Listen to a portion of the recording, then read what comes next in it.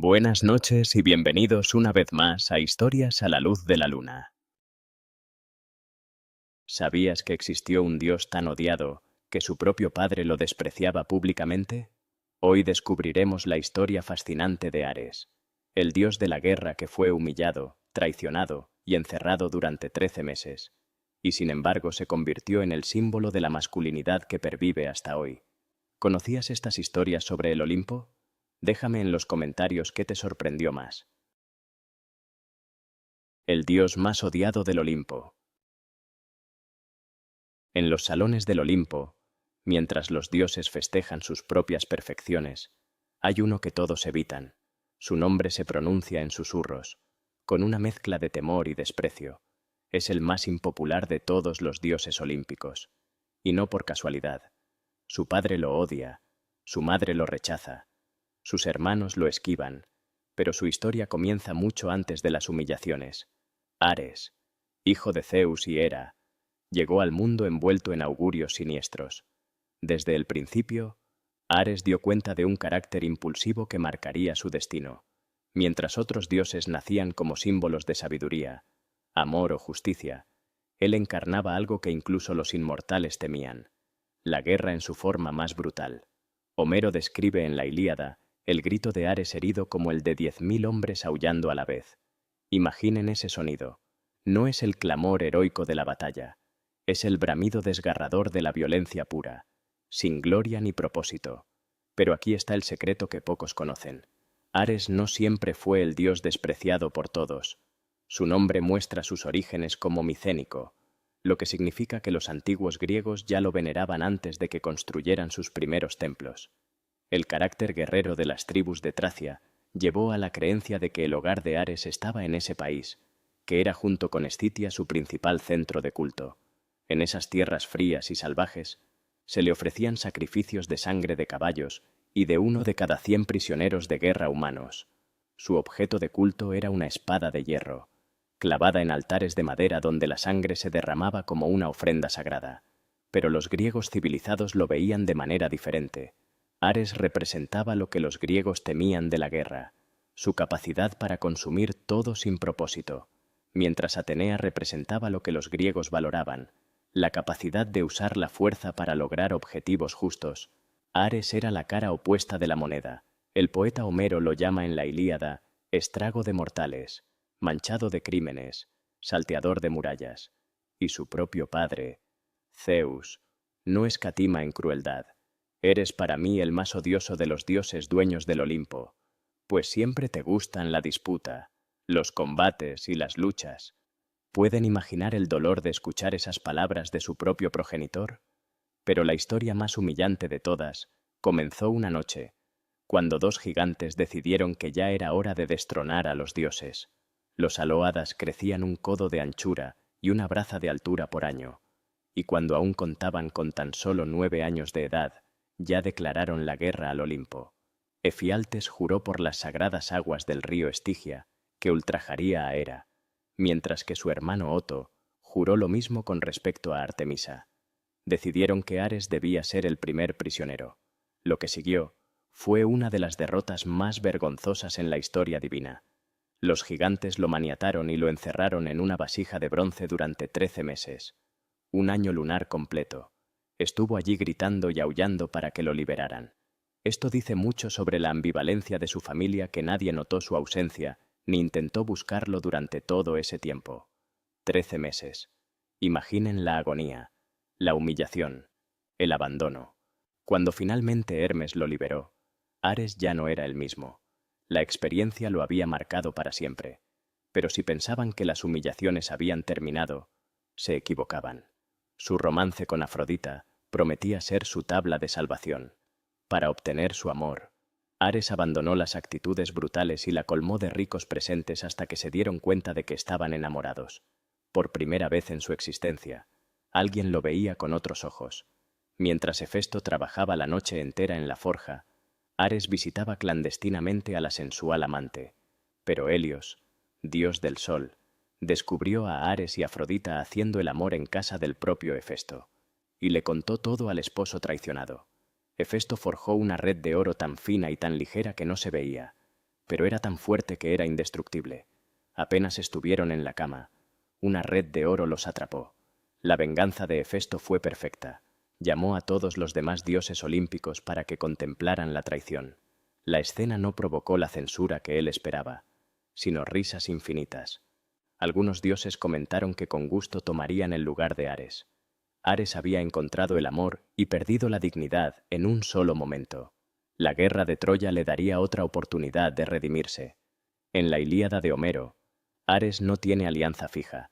Promete a Atenea y Hera que luchará por los aqueos, pero Afrodita lo persuade para que apoye a los troyanos. Su corazón dividido entre el deber y el amor lo llevó a cambiar de bando, pero su hermana Atenea no iba a permitírselo. Animada por Hera, Atenea hace que Diomedes arroje su lanza contra Ares. Atenea dirige la lanza hacia el blanco, y todos los bandos tiemblan ante los gritos de Ares. Diomedes atacó a Ares con la lanza de bronce, y Atenea la dirigió hacia la hijada del dios. El férreo Ares clamó como gritarían 9 o 10.000 hombres que llegaran a las manos en la guerra. Al oír el grito de Ares, el temor se apoderó tanto de los griegos como de los troyanos. No era un grito de victoria, era el aullido de un dios herido por un mortal, cubierto de niebla. Huyó al alto Olimpo, obligando a los troyanos a retirarse. Llegó con el corazón afligido, sentándose junto a Zeus y mostrándole la sangre inmortal que manaba de la herida. Pero Zeus no mostró compasión. Zeus lo regañó sombríamente, diciéndole que era el más odioso de todos los dioses que sostienen el Olimpo. Sin embargo, la historia más cruel aún estaba por llegar.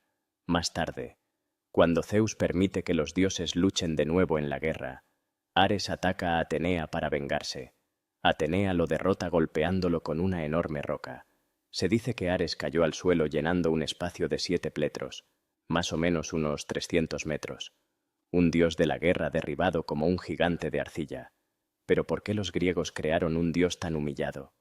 La respuesta está en su simbolismo más profundo. En un nivel psicológico, Ares representaba los impulsos agresivos sin control. Era la ira en su forma más pura, la violencia que surge de la emoción desenfrenada más que del pensamiento racional. En la filosofía, Ares se ha utilizado como un arquetipo para discutir la naturaleza humana. Psicológicamente, representa las pasiones crudas y a veces destructivas que pueden conducir a la grandeza o a la catástrofe. Los griegos entendían algo fundamental. La violencia de Ares podía dirigirse tan fácilmente hacia adentro como hacia afuera. Un estado gobernado por Ares se autodestruiría. El hombre Ares está en contacto con su cuerpo y sus sentimientos. Representa la capacidad de combatir, de luchar por una pasión o creencia. Pero su culto era limitado por una razón. A diferencia de Zeus, Atenea o Afrodita, Ares no era ampliamente venerado en Grecia. Sus templos eran menos frecuentes. Esto reflejaba la ambigüedad griega hacia él. Solo en Esparta encontraba verdadera reverencia. En Esparta había una estatua del dios encadenado, para mostrar que el espíritu de guerra nunca abandonaría la ciudad. Los espartanos veían a Ares de manera diferente.